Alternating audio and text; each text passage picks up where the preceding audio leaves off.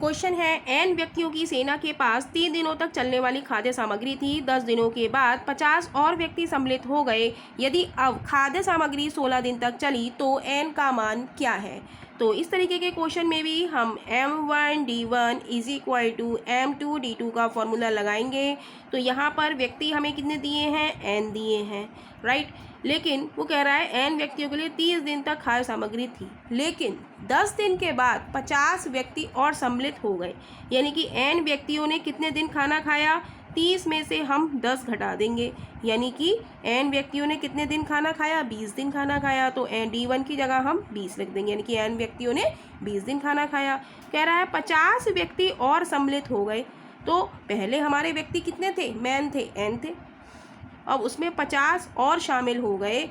तो कह रहा है अब यह खाद्य सामग्री 16 दिन तक चलती है।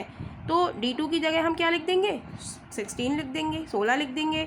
तो अब इसको हम सॉल्व कर लेंगे। तो 4 चौक 16, 4 पंजे 20, तो मल्टीप्लाई करेंगे, ये हो जाएगा 5n is equal to 4n plus 0, 5 चौक 20।